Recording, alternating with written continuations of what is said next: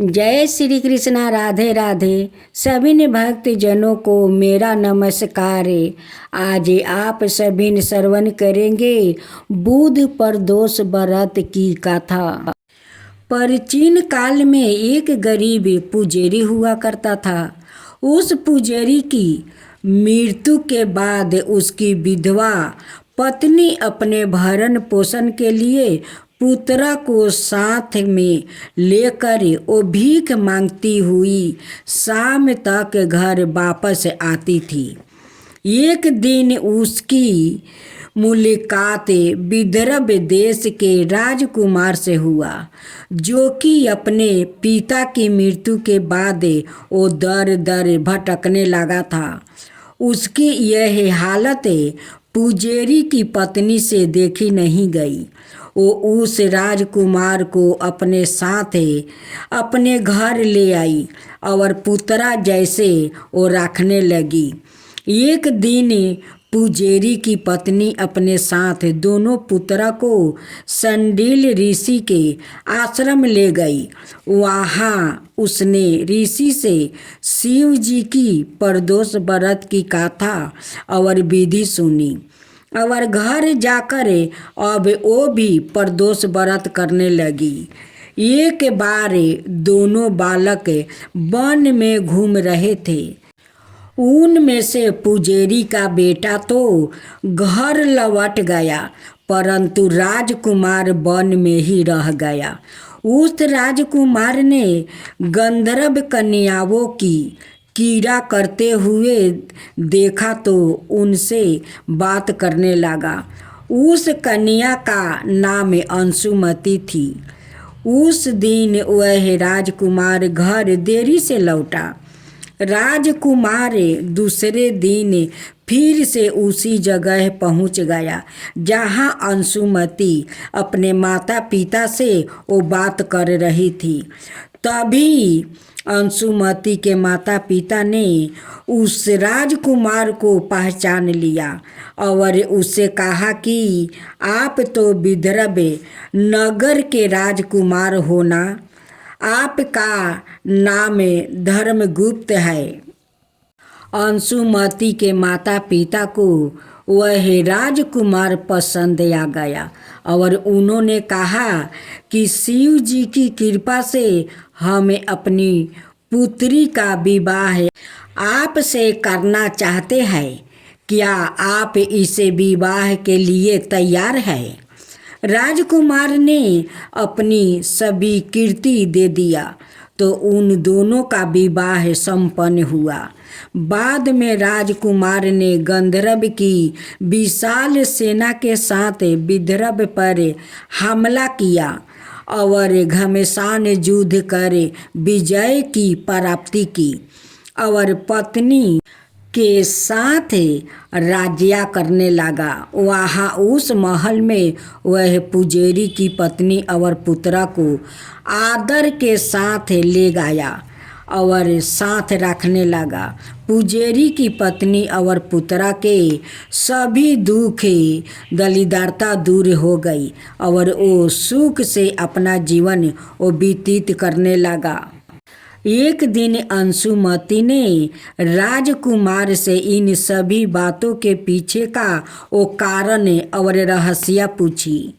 तब राजकुमार ने अंशुमती को अपने जीवन की पूरी कहानी बता दिया और साथ ही प्रदोष व्रत का महत्व और व्रत से प्राप्ति फल से भी अवगत कराया।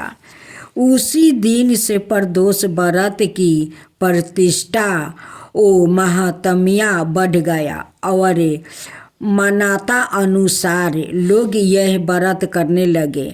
कई जगहों पर अपनी श्रद्धा के अनुसार स्त्री पुरुष दोनों ही यह व्रत करते हैं। इस व्रत को करने से मनुष्य के सभी कष्ट और पाप नष्ट हो जाते हैं और मनुष्य को अभीष्ट की प्राप्ति होती है। अब दूसरी कथा। एक गांव में एक गरीब ब्राह्मण रहता था। वो हर दिन विधि विधान से भगवान विष्णु का आराधना करता था। एक दिन उसकी भक्ति से प्रसन्न होकर भगवान विष्णु ने उसे दर्शन दिया और ब्राह्मण से एक वरदान मांगने के लिए कहा।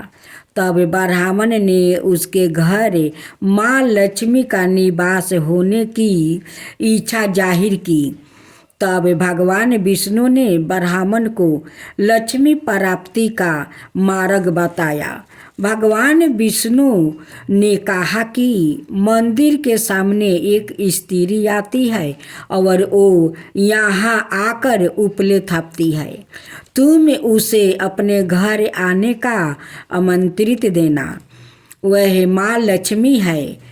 भगवान विष्णु ने ब्राह्मण से कहा, जब माँ लक्ष्मी सवाए तुम्हारे घर पधारेगी तो घर धन धन से भर जाएगा। यह कहकर भगवान विष्णु अंतर्ध्यान हो गए। अगले दिन ब्राह्मण सुबह सुबह ही मंदिर के पास आकर बैठ गया। लक्ष्मी माँ उपले थापने के लिए आई तो ब्राह्मण ने उनसे घर आने का निवेदन किया। ब्राह्मण की बात सुनकर माता लक्ष्मी समझ गई कि यह विष्णु जी के कहने पर ही हुआ है। लक्ष्मी जी ने ब्राह्मण से कहा कि मैं तुम्हारे साथ चलूँगी, लेकिन तुम्हें पहले महालक्ष्मी व्रत करना होगा। 16 दिन तक व्रत करने और 16वें दिन चंद्रमा को अर्घ देने से तुम्हारी मनोकामना पूरी हो जाएगी। ब्राह्मण ने माँ लक्ष्मी के कहे अनुसार आथा शक्ति किया और माँ लक्ष्मी को उत्तर दिशा की ओर मुख करके पुकारा। इसके बाद माँ लक्ष्मी ने अपना वचन पूरा किया। माना जाता है कि तभी से महालक्ष्मी व्रत की परंपरा शुरू हुआ था। गौतम बुद्ध की कहानी। गौतम बुद्ध एक आध्यात्मिक व्यक्ति थे, जिनकी शिक्षाओं के आधार पर बौद्ध धर्म की स्थापना हुई।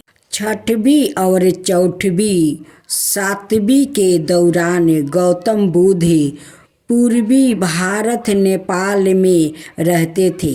एक राजकुमार के रूप में उन्होंने जन्म लिया था।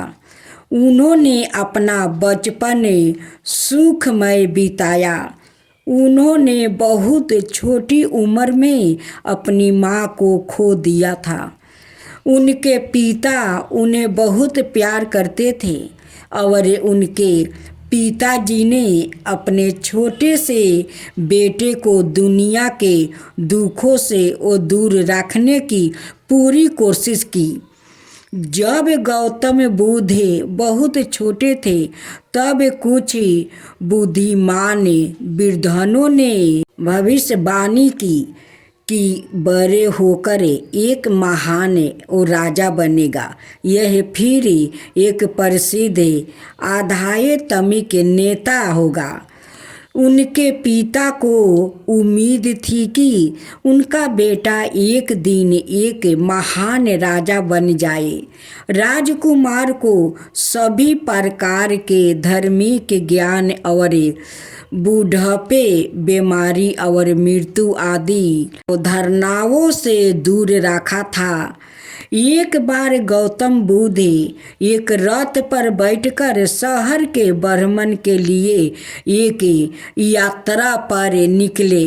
तब उन्होंने वहाँ एक बूढ़े आदमी, एक बीमार व्यक्ति और एक लाश देखा। यह सब देखकर उन्हें इस दुनिया के लोगों के बारे में एक नया ज्ञान मिला और जिसने उनके मन में कई प्रश्नों को जन्म दिया।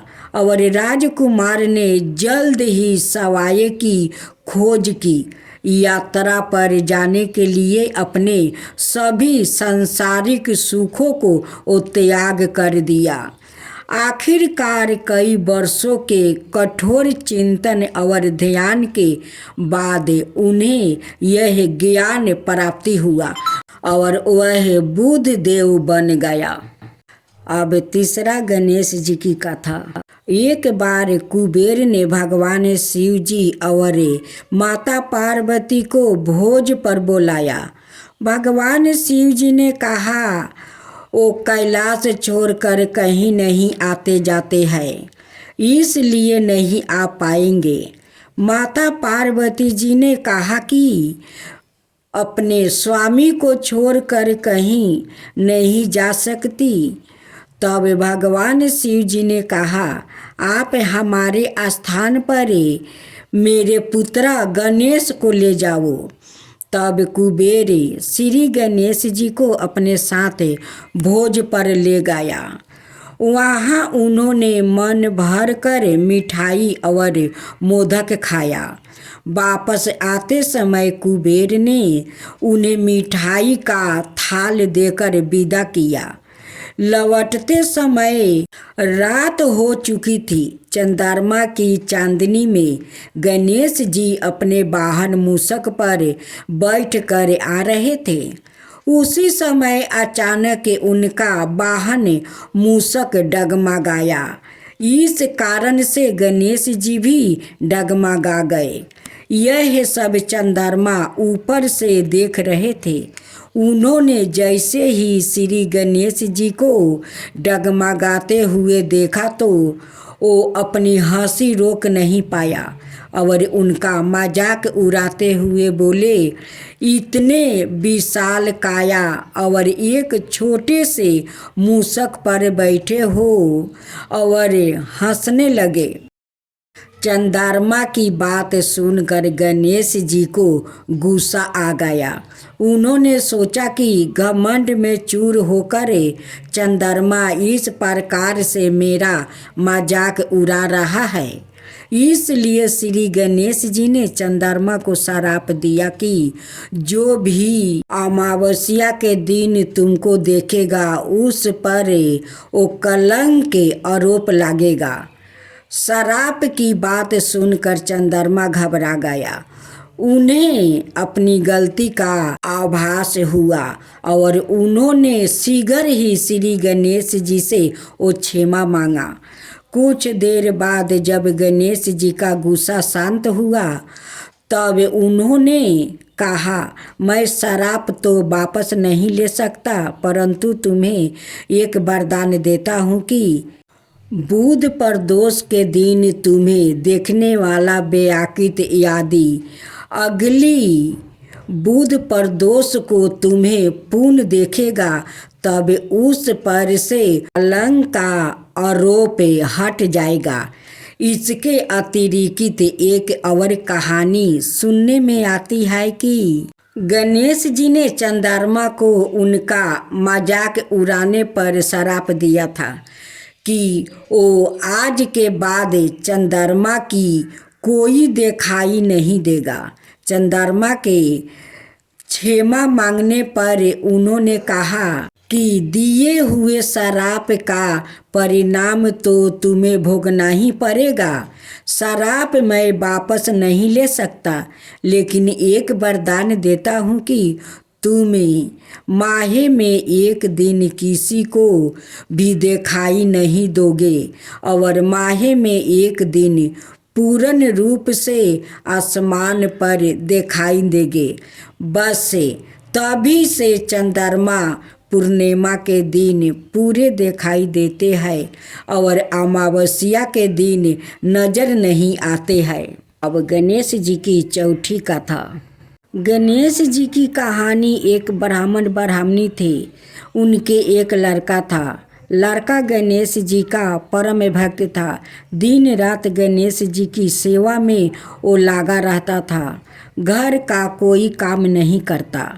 इससे ब्राह्मणी बहुत दुखी होती और लड़के को सारा दिन लड़ती गरियाती की घर का कोई काम धंधा करे। इस बात पर घर में रोज झगड़ा होता। लड़का बहुत दुखी हो गया और एक दिन गणेश जी भगवान का नाम लेकर घर से वो निकल गया और सोचने लगा, आज तो मैं गणेश जी भगवान से मिलकर ही घर जाऊंगा। लड़का जय गणेश बोलते बोलते बहुत दूरी गहन जंगल में चला गया और जोर जोर से गणेश जी को पुकारने लगा। लड़के को डर भी लगने लगा। अब जोर जोर से रोते रोते बोलने लगा, जय गणेश जी की, जय गणेश जी की। तब गणेश जी का सिंहासन हिलने लगा। रिद्धि सीधी बोली, महाराज, कोई भक्त सच्चे मन से आपको पुकार रहा है, आपको उसकी रक्षा करनी चाहिए। तब गणेश जी भगवान बुद्ध ब्राह्मण का भेष धारण कर बालक के पास आया और बोले, लड़के क्यों रो रहे हो? तब लड़का बोला, आज मैं गणेश जी से मिलने के लिए घर से निकला, चलते चलते इतना दूर आ गया पर गणेश जी भगवान नहीं मिले। आप बताओ गणेश जी भगवान कहाँ मिलेंगे? तब ब्राह्मण भेषधारी गणेश जी बोले, बालक घर चला जा, नहीं तो तुझे शेर चीते भालू खा जाएगा। पर बालक लड़का नहीं माना, बोला, आज कुछ भी हो जाए, आज तो मैं गणेश जी से मिल कर ही जाऊंगा। गणेश जी भगवान लड़के पर बहुत प्रसन्न हुआ और लड़के को दर्शन दे दिया। लड़का गणेश जी को देखकर बहुत खुश हो गया। तब गणेश जी बोले, लड़के मांगना चाहो सो तू मांग लो, मैं तुझे सब दे दूंगा।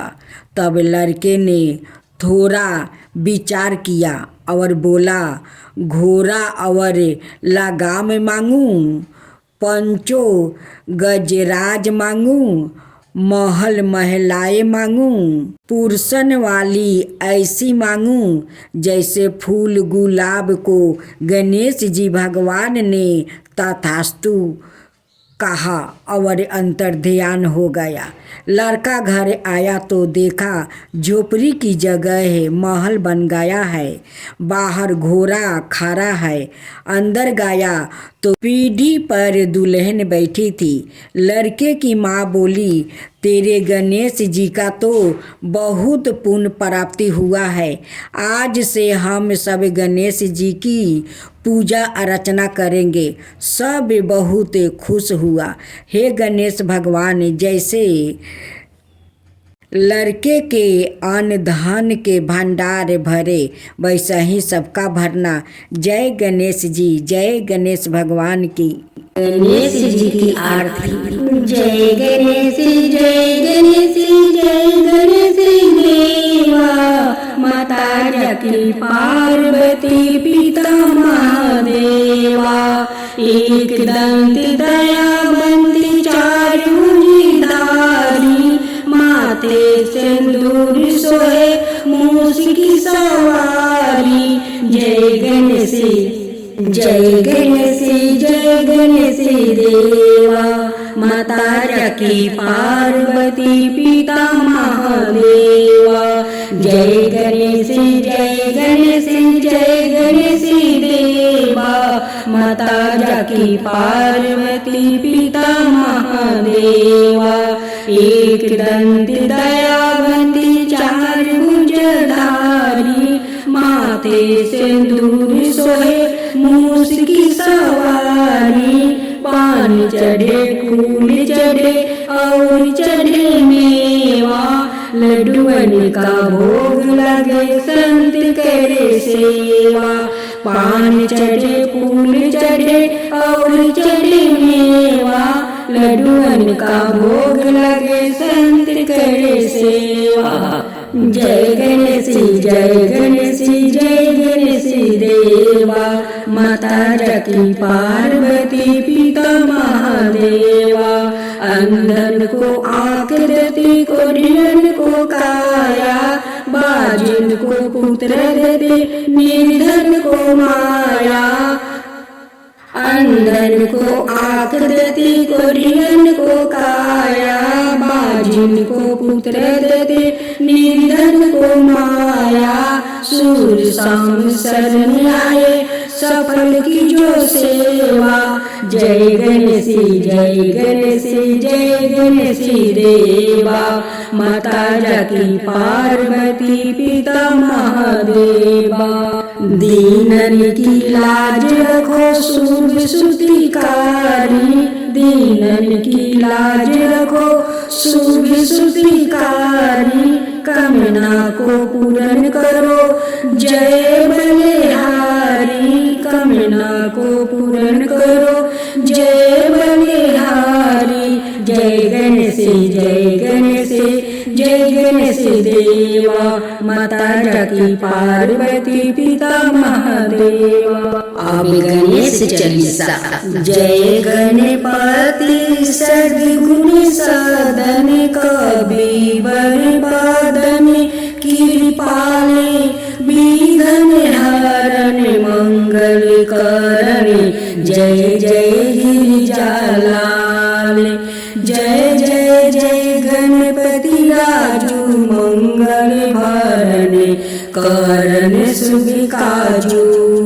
जय गज बंदन साधन सुखदाता, विश्व विनायक बुद्धि विधाता।